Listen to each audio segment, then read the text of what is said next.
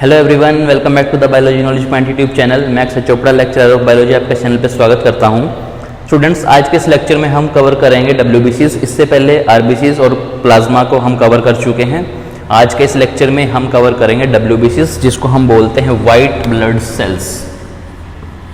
White blood sales, ठीक है, white blood sales. और इसको हम एक नाम और दे सकते हैं यहाँ पर, जिसको आप बोलते हो ल्यूकोसाइट। ल्यूकोसाइट्स भी आप WBCs को बोलते हो। According to the components of blood, WBCs आपका एक फॉर्म्ड एलिमेंट है ब्लड के अंदर। अब WBCs के हम टाइप्स की बात करें, WBCs are of two types. एक होता है ग्रेनुलोसाइट, दूसरा होता है agranulocyte. Granulocyte and the agranulocyte, जल्दी से इसको लिखो फटाफट, फिर आगे चलते हैं। ग्रेनुलोसाइट में बच्चे आपके 3 टाइप होते हैं, पहले भी हम पढ़ चुके हैं। बेसोफिल, न्यूट्रोफिल और इओसिनोफिल, ठीक है। ए ग्रेनुलोसाइट में आपके 2 होते हैं, एक होता है लिम्फोसाइट, एक होता है मोनोसाइट,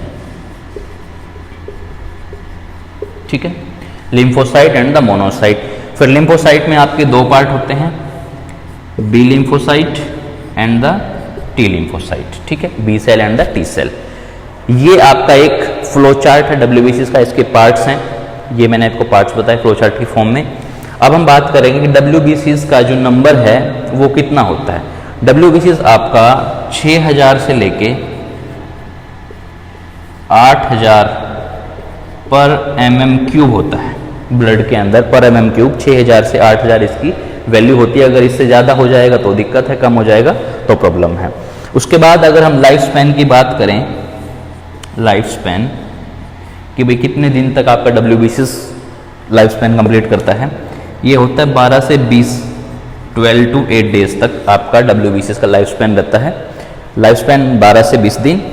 नंबर 6000 से 8000, 6000 to 8000 mm³। अब हम शुरू करेंगे ए ग्रेनुलोसाइट से।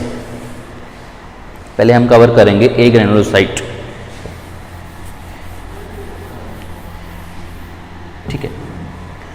ए ग्रेनुलोसाइट में बच्चे आपको एक चीज समझनी है, ए ग्रेनुलोसाइट हमेशा जब बहुत ज़्यादा भयंकर बीमारी होगी, बहुत ज़्यादा हाई लेवल की डेंजरस डिसीज होगी, तब ये जो आपके WBCs ये काम करना शुरू करती हैं। और नॉर्मल बीमारियों में क्या रहता है, नॉर्मल बीमारियों में आपका ग्रेनुलोसाइट काम करती है, बेसोफिल, एजेनोफिल और न्यूट्रोफिल।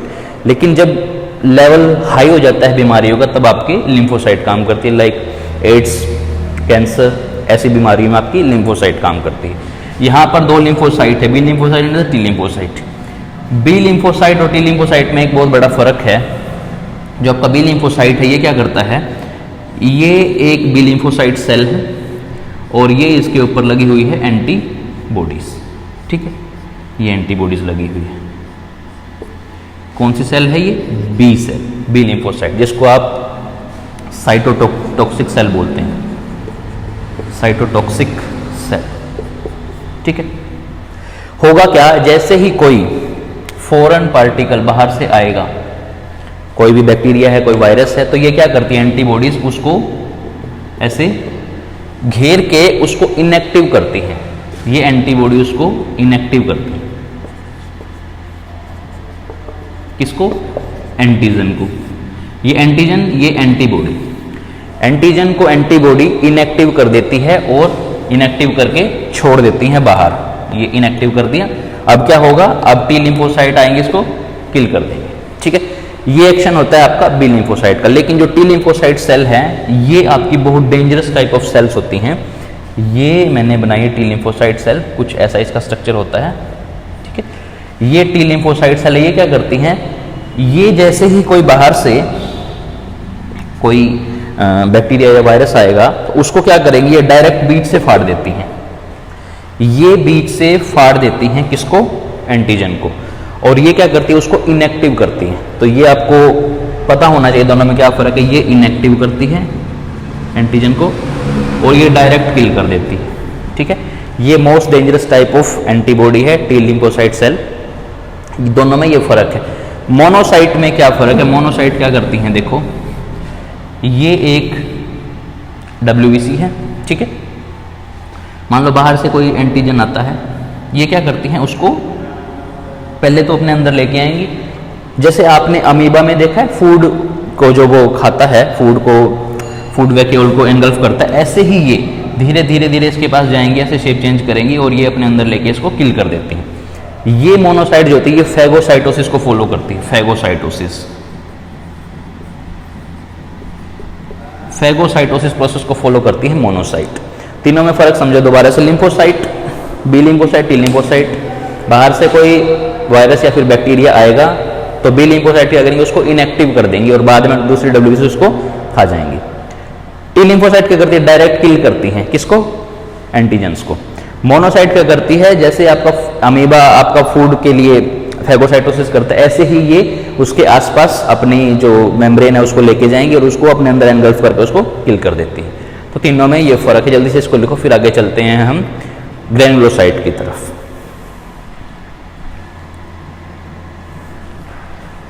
ओके, चलो अब चलते हैं नेक्स्ट।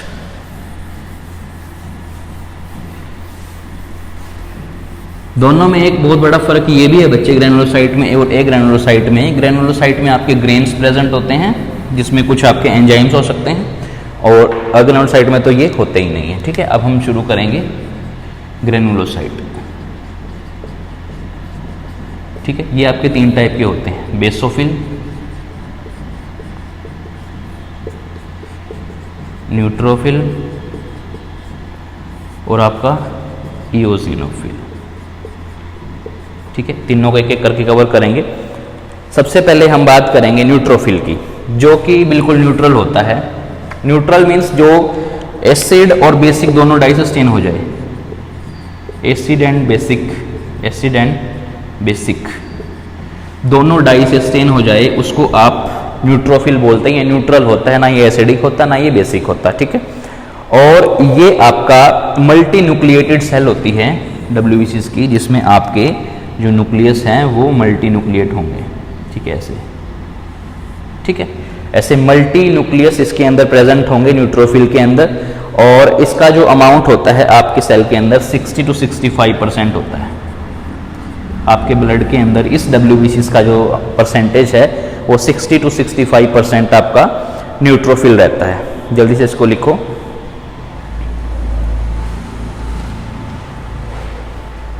नेक्स्ट है आपका इओसिनोफिल और बेसोफिल। अब यहाँ पे हम दूसरा कवर करेंगे, बेसोफिल। बेसोफिल आपका बच्चे बेसिक डाई से स्टेन होता है, stand with basic die.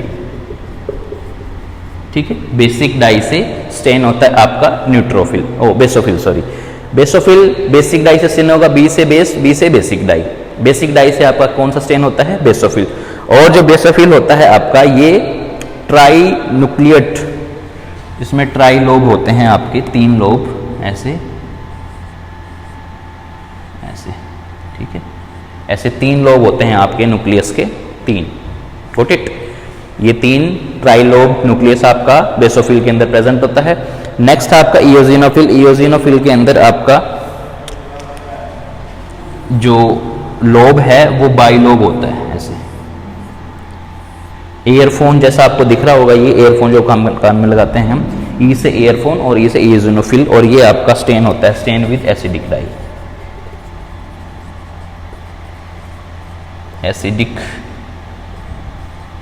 Die आपका ये स्टेन होगा एसिडिक डाई से। कौन? इओसिनोफिल। इओसिनोफिल का जो परसेंटेज है बच्चे वो 1 से 2% रहता है, 1 to 2% आपके टोटल ब्लड के अंदर। और जो बेसोफिल है उसका जो अमाउंट रहता है वो रहता है आपका 1%।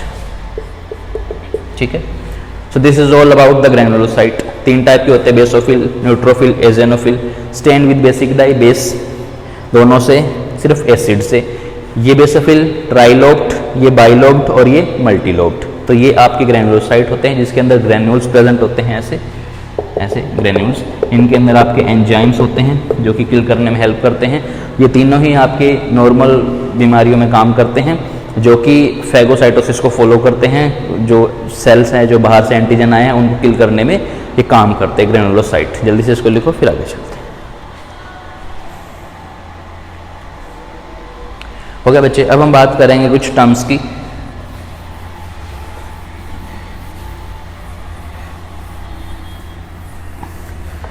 WBCs जब फॉर्म होती हैं, formation of WBCs is called formation of WBCs, उसको आप बोलते हो ल्यूकोपोइसिस। ल्यूकोपोइसिस, ठीक है। ल्यूकोपोइसिस आपकी वो टर्म है जो फॉर्मेशन करती है आपकी WBCs की, ठीक है। जब WBCs का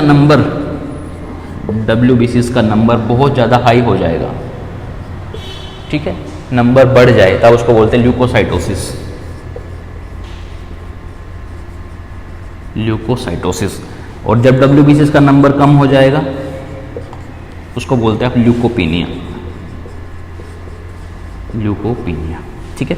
कितना नंबर है ये? नॉर्मल नंबर आपका 6000 to 8000 पर mm³, ये आपका नॉर्मल है। जब इससे कम होगा तो ल्यूकोपीनिया, इससे ज़्यादा हो जाएगा तो ल्यूकोसाइटोसिस, ठीक है। This is all about the WBCs। अच्छा, यहाँ पर आपको एक चीज़ समझनी है, जो WBCs है वो काम क्या करती हैं हमारी बॉडी में। WBCs का हमारी बॉडी में रोल होता है एज ए फाइटर। बाहर से कोई भी बैक्टीरिया है, कोई वायरस है, उसका एंटीजन आया है हमारी बॉडी में, तो उसको किल करने का काम करता है WBCs, ठीक है, white blood sales. Without haemoglobin, इसके पास कोई हेमोग्लोबिन नहीं होता, इसके पास न्यूक्लियस होता है, ठीक है, इसके पास माइटोकॉन्ड्रिया भी होता है, इसके पास एंडोमेम्ब्रेन सिस्टम भी होता है, ठीक है। तो जो चीज़ें आपने देखी थी RBCs में नहीं थी वो यहाँ पर प्रेजेंट होती हैं। इसके पास न्यूक्लियस है, RBCs के पास न्यूक्लियस नहीं होता। फॉर्मेशन ऑफ WBCs कहाँ पर होता है? वही आपका बोन मैरो के अंदर। डेड कहाँ पर होती है? डेड ये वहीं पर हो जाती है जहाँ पर इनका एक्शन होता है, ठीक है। ऐसा नहीं है कि ये जाके स्प्लीन में डेड होंगी। और जैसे मान लो ये जहाँ पर डेड हुई है, दूसरी WBCs इनको खा जाती हैं, क्योंकि WBCs have highly strong digestive enzyme. तो इनके पास डाइजेस्टिव एंजाइम होते हैं जो कि किल करने का काम करते हैं, खुद ही एनगल्फ कर सकते हैं अपनी सेल को अगर वो खराब हो जाती है तो this is all about the WBCs। आपको WBCs में कोई डाउट नहीं होना चाहिए। मैंने आपको दोनों टाइप पढ़ा दिए, ग्रेनुलोसाइट, ए ग्रेनुलोसाइट। एक बार रिपीट कर देता हूँ, एक बार इसको देख लो आप, रिपीट करते हैं फिर इसको।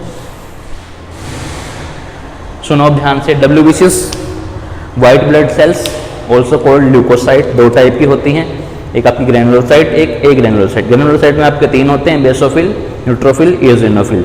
ए ग्रेनुलोसाइट में आपके दो होते हैं, लिम्फोसाइट और मोनोसाइट। लिम्फोसाइट आपके दो होते हैं, B lymphocyte, T lymphocyte. B lymphocyte inactive करता है, टी लिम्फोसाइट डायरेक्ट किल करता है। मोनोसाइट फैगोसाइटोसिस प्रोसेस को फॉलो करता है। बेसोफिल बेसिक डाई से स्टेन होगा, न्यूट्रोफिल दोनों से स्टेन होगा, बेसिक। इओसिनोफिल आपका एसिड डाई से स्टेन होता है। और ये तीनों आपके फैगोसाइटोसिस प्रोसेस को फॉलो करते हैं। इनका मैंने आपको नंबर बताया। आपका एक न्यूट्रोफिल मल्टीलोब होता है और वो दोनों आपके बाइलोब ट्राइलोब, उसको आप देख लेना। This is all about the WBCs। इसके बाद नेक्स्ट लेक्चर हम प्लेटलेट्स के ऊपर लेके आएंगे। इस लेक्चर को कवर करो। कोई डाउट आता है तो कमेंट सेक्शन में लिखो, मैं उसको क्लियर करूँगा। थैंक यू सो मच बच्चे, आज के लिए इतना ही।